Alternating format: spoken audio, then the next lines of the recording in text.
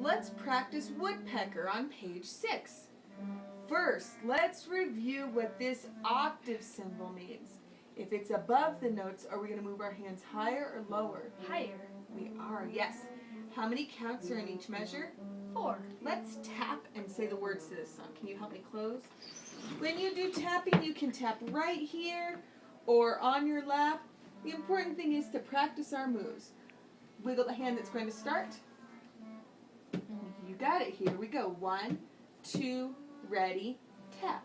1, 2, 3, 4. 1, 2, 3, 4. 1, 2, 3, 4. 1, move your hands higher. 4. 1, 2, 3, 4. 1, 2, 3, 4. 1, 2, 3, 4. 1, 2, 3, 4.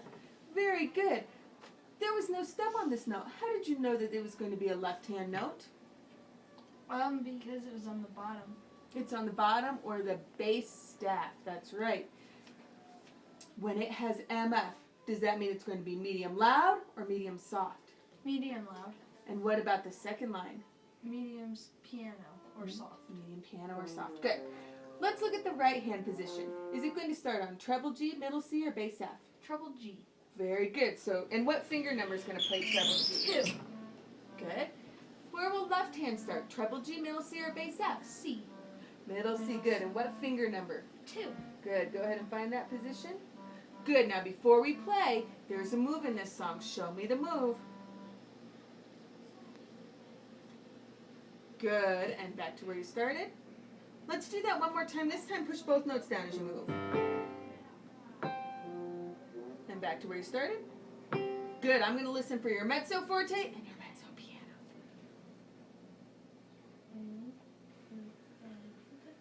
1, 2, 3, 4. 1, 2, 3, 4. 1, 2, 3, 4. 1, move higher. 1, 2, 3, 4. 1, 2, 3, 4. 1, 2, 3, 4. 1, 2, 3, 4. And then when you're done, you can put your hands in your lap. And that's how we practice woodpecker. Mom, can I hit the red button again? Yes.